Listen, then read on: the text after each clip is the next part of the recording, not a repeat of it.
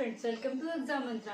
Friends, आज हम पढ़ेंगे स्टैटिक जीके। जो स्टैटिक जीके होती है उसमें से हमारा कौन कौन से टॉपिक हमें पढ़ने चाहिए जो कि एग्जाम पॉइंट ऑफ व्यू से बहुत इंपॉर्टेंट होते हैं और मोस्टली सभी एग्जाम में आते हैं। आज मैं कोई आपको टॉपिक नहीं पढ़ाऊंगी, पहले मैं बताऊंगी कि बेस जो स्टैटिक जीके का होता है वो कौन कौन से टॉपिक्स होते हैं जो हमें एग्जाम के लिए प्रिपरेशन के लिए उस टाइम पे हमें पढ़ने होते हैं, या फिर जो भी हमें रिवीजन करें या जब भी हम किसी भी एग्जाम की प्रिपरेशन करें तो ये वाले टॉपिक्स हमें पढ़ने ही पढ़ने होते हैं। ठीक, ये ये जो टॉपिक्स हमें किस किस पॉइंट ऑफ व्यू से बताऊंगी आपको, या तो आपको कोई बैंकिंग का एग्जाम हो गया या एसएससी का हो गया, या जैसे आपके रेलवे के आरआरबी एनटीपीसी ग्रुप डी है, इनके एग्जाम्स हैं, इसके लिए भी काफी इंपॉर्टेंट होगा।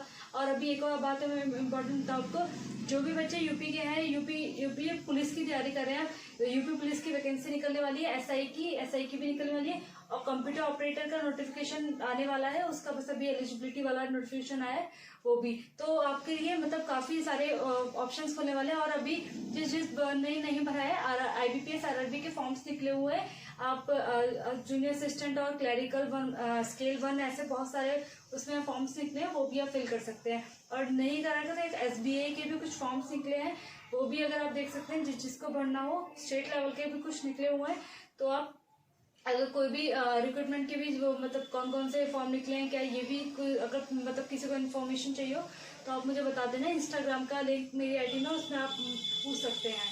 ठीक, तो आज मैं स्टार्ट करूँगी। मैं ये बताऊंगी कि कौन कौन से हमें टॉपिक्स पढ़ने चाहिए जब हमारा एग्जाम आता है, या फिर हमें एग्जाम की प्रिपरेशन के लिए स्टैटिक जीके में। स्टैटिक जीके काफी इंपॉर्टेंट पार्ट होता है, 40-50 क्वेश्चन ही मिल ही जाते हैं इसमें, मतलब बहुत ज्यादा वेटेज होता है इनका स्टैटिक जीके में क्वेश्चंस का। तो हमें कौन कौन से टॉपिक पढ़ने चाहिए ये मैं आपको बताती हूँ। तो पहला जो इम्पोर्टेंट है हमारा वो है इम्पोर्टेंट डेज। जो इम्पोर्टेंट डेज होते हैं, इस जैसे मान लीजिए 15 अगस्त को क्या हुआ था, 14 अगस्त को क्या हुआ था, जो भी जैसे डेज होते हैं ना, इंटरनेशनल डे या इंटरनेशनल डे, वर्ल्ड डे, ऐसे करके बहुत सारे होते हैं। तो कौन कौन से डेज के लिए कौन कौन सी थीम है या कब कौन सा डे होता है, वो इम्पोर्टेंट डेज होता है। ये काफी इंपॉर्टेंट है, इसको तो पढ़ना ही है। सेकेंड है nuclear power plant. Nuclear power plant India में कौन कौन से हैं, किस किस जगह में है, ये सारे आपको पढ़ने होंगे, ये भी काफी इंपॉर्टेंट होता है। थर्ड है important organization and their headquarters. Important जो ऑर्गेनाइजेशन है हमारी बहुत सारी, वो कहाँ कहाँ पर है, उनके हेडक्वार्टर कहाँ है, किस किस की वो है, जो ऑर्गेनाइजेशन है किस किस चीज की क्या क्या उनका वर्क है, वो सारा हमें पता होना चाहिए।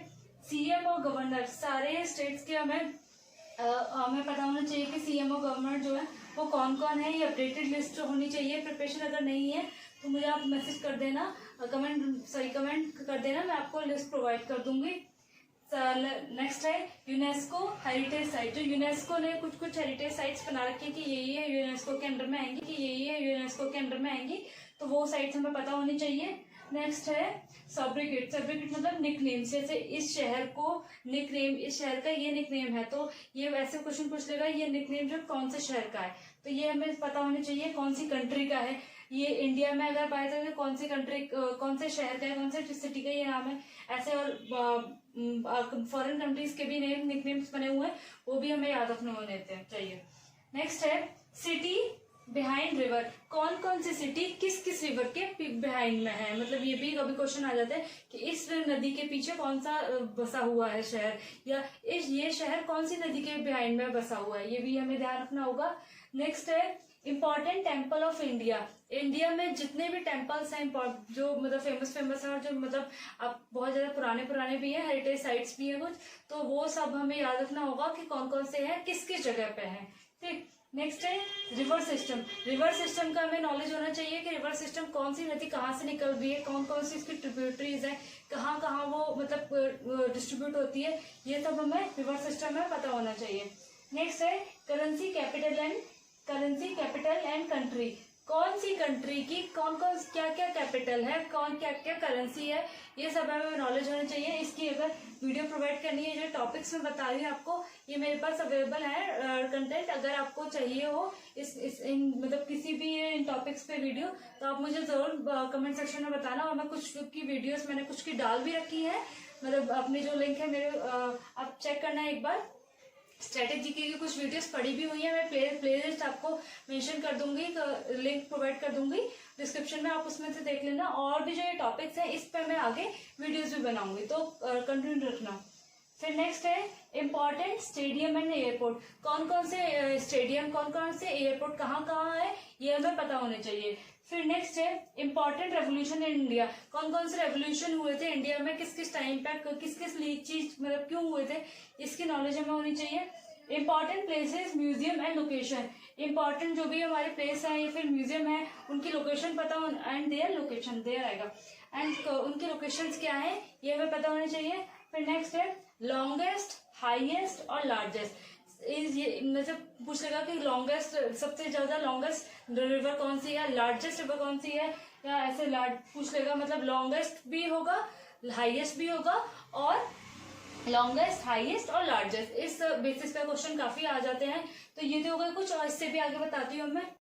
तो नेक्स्ट है important dams of India, important dams of India बताने की जो डैम्स हैं वो कहाँ कहाँ पर है, कौन कौन से जो डैम्स है वो किस किस प्लेस पर है, ये ध्यान में होना चाहिए। नेक्स्ट है national park, wild life sanctuary, national tiger reserve, ये ध्यान रखना होगा ये नेशनल पार्क ये वाला कौन से स्टेट में है, ये भी साथ में ध्यान रखना है कि ये वाला wild life sanctuary national park जो भी है वो किस चीज के लिए फेमस है।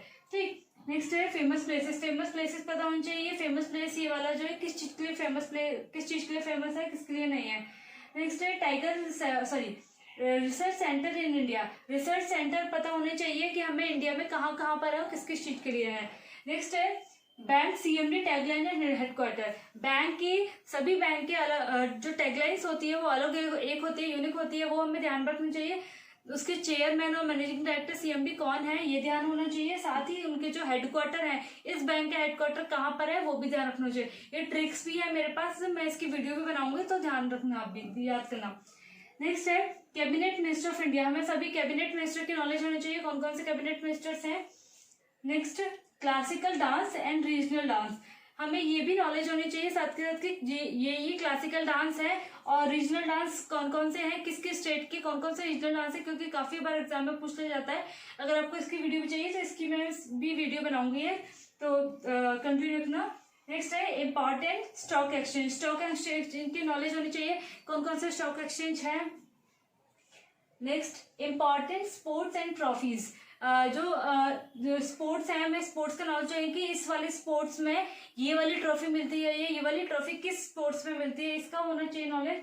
साथ ही अवार्ड एंड देयर फील्ड, कौन कौन से जो अवार्ड्स होते हैं, अलग अलग अवार्ड्स होते हैं ना, जैसे ज्ञानपीठ पुरस्कार हो गया या फिर आपके बहुत सारे अवार्ड्स हैं, ये होना चाहिए कि ये किस फील्ड में मिल रहा है, जैसे लिटरेचर में अलग मिलता है, साइंस में अलग मिलता है, एजुकेशन में अलग मिलता है, तो कौन कौन से फील्ड में कौन कौन से अवार्ड्स मिलते हैं ये हमें ध्यान में रखना चाहिए। नेक्स्ट है लिस्ट ऑफ लेक्स, लेक्स मैंने 2 पार्ट बना रखे हैं लेक्स का, तो मैं आपको डिस्क्रिप्शन में लिंक भी प्रोवाइड कर दूंगी कि ये जो लेक्स हैं कौन कौन की लेक्स कहाँ कहाँ पर हैं, ये हमें ध्यान रखना चाहिए। इसके मैंने 2 पार्ट बना रखे तो जरूर देखना उसको। तो नेक्स्ट है डिनोमिनेशन ऑफ बैंक नोट, जो बैंक के जो नोट होते हैं, करेंसी होती है, जैसे 2000 का हो गया, 500 का हो गया, तो जो भी नई करेंसी आती है वो स्पेशली तो उस पर ध्यान रखना है कि जो उस पर डिनोमिनेशन है उस पर कैसा कैसा मतलब क्या क्या फीचर्स है, उस पर क्या बना हुआ है, क्या कहाँ से चीज लिया गया है, ये सभी पूरी नॉलेज होनी चाहिए। स्पेशली जो नया करेंसी आ रहा है, जैसे अभी 20 का आया,